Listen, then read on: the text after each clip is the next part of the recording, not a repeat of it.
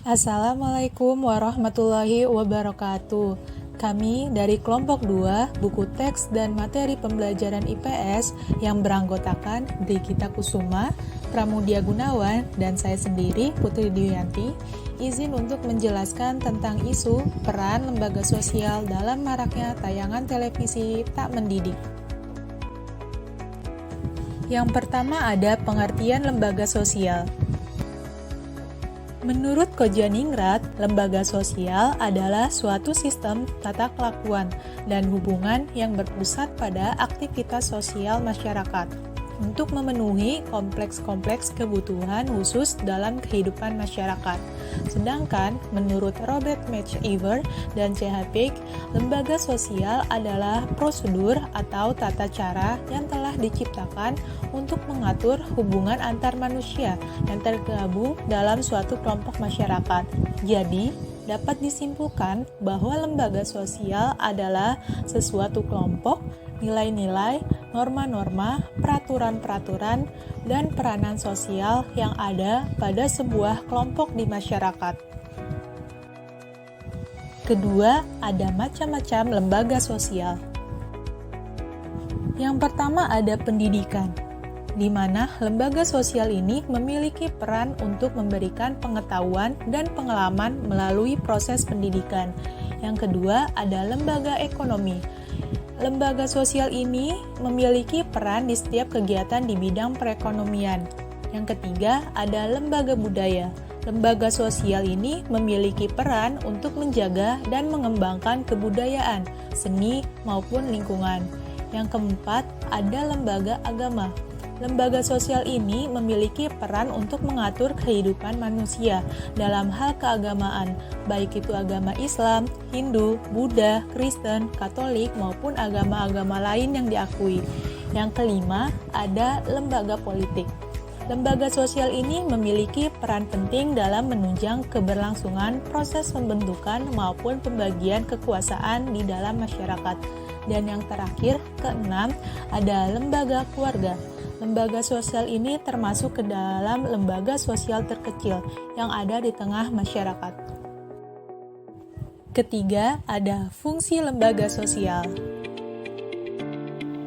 Adapun fungsi dari lembaga sosial menurut Suryono Sukanto terdapat 3, yaitu yang pertama adalah memberikan pedoman pada anggota masyarakat tentang bagaimana mereka harus bersikap atau bertingkah laku dalam menghadapi berbagai masalah yang muncul di dalam lingkungan masyarakat.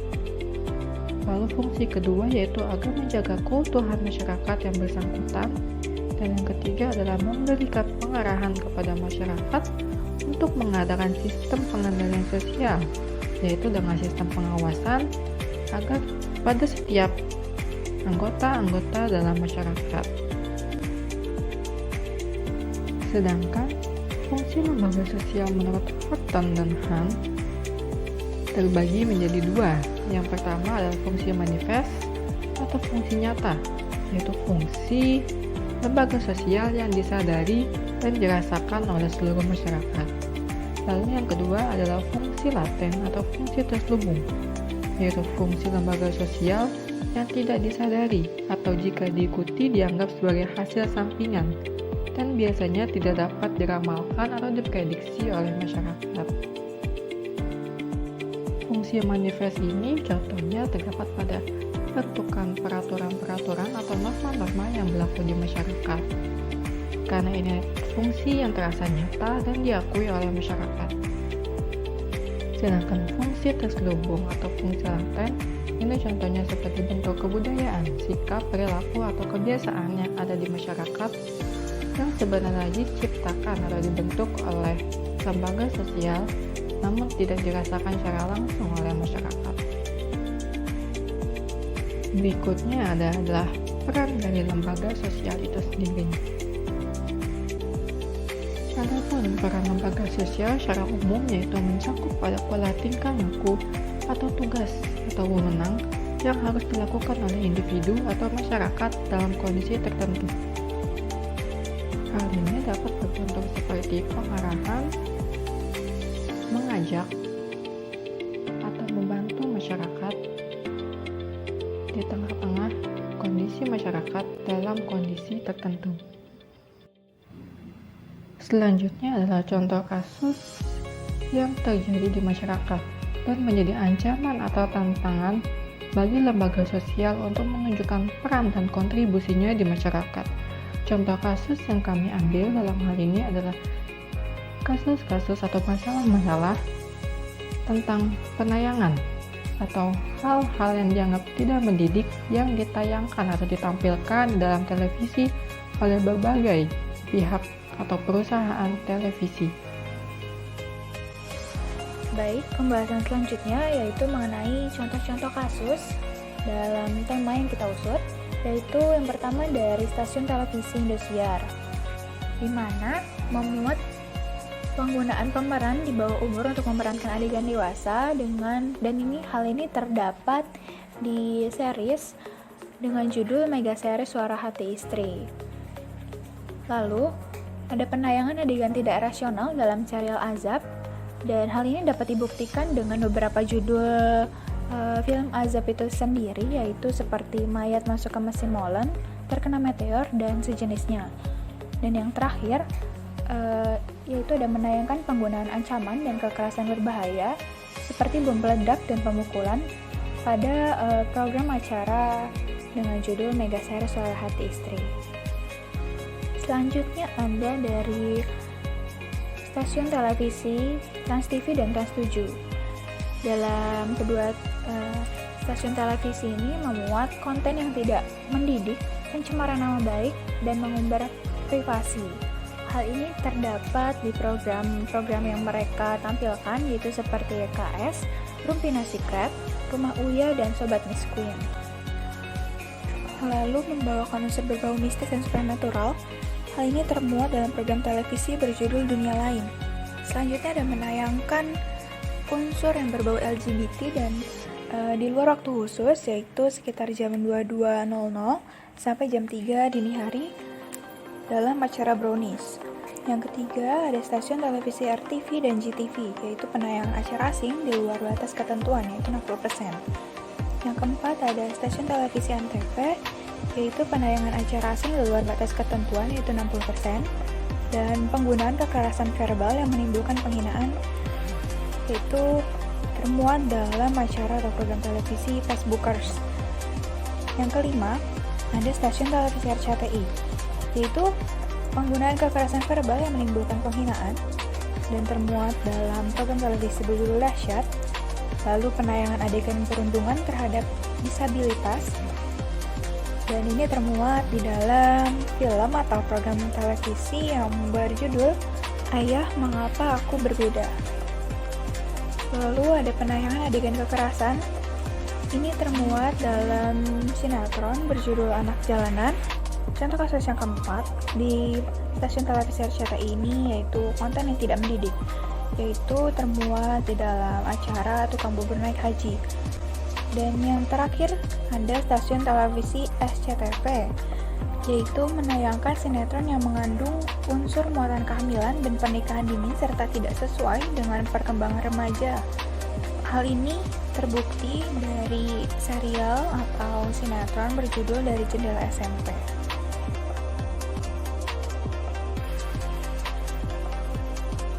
Bahasan materi selanjutnya yaitu dampak terhadap masyarakat. Yang pertama di dampak positif, yaitu sebagai media hiburan, di mana cara-cara televisi tadi dapat menghibur penontonnya di rumah dikarenakan salipan-salipan humor yang ada di dalam penayangan-penayangan televisi tersebut. Yang kedua ada dampak negatif, yaitu menyesatkan informasi dikarenakan informasi yang ditampilkan atau dipaparkan itu tidak sesuai dengan kenyataan atau fakta. Lalu tidak mendidik atau bermanfaat dikarenakan penayangan-penayangan yang sudah disebutkan di contoh kasus tadi tidak memberikan hal-hal yang berbau tentang pendidikan ataupun manfaat-manfaat lainnya. Lalu ada menyita waktu.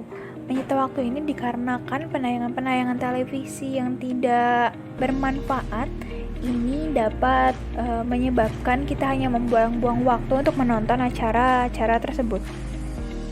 Lalu ada mengurangi kesempatan industri perfilman dalam negeri. Hal ini dikarenakan Acara-acara televisi yang sudah disebutkan tadi dapat menurunkan integritas dari tontonan televisi masyarakat Indonesia karena acara-acara atau program-programnya tidak membangun dan kebanyakan bermuatan negatif.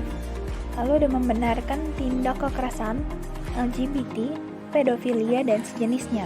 Yang terakhir ada membeberkan privasi seseorang dan mencemarkan nama baik. Pembahasan yang terakhir yaitu penanganan atau solusi.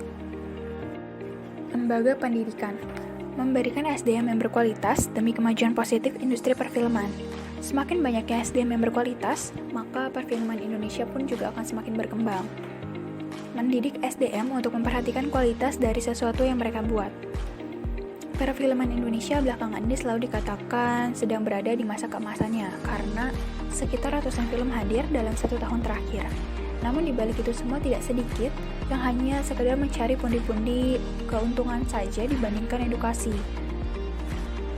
Mengajarkan siswa atau mahasiswa untuk tidak sekedar menguasai kemampuan teknis, namun juga melalui pemikiran kritis dalam memaknai apa yang terjadi pada masyarakat secara sosial, politik, budaya, dan serta aspek lainnya yang ada di dalam masyarakat.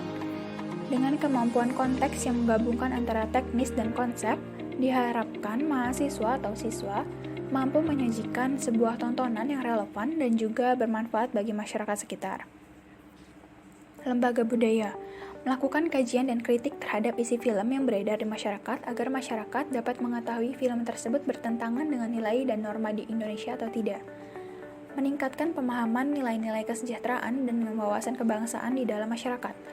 Hal ini dimaksudkan agar masyarakat dapat mengembangkan karya mereka, tidak hanya film saja, namun juga yang lainnya, berdasarkan nilai-nilai tersebut.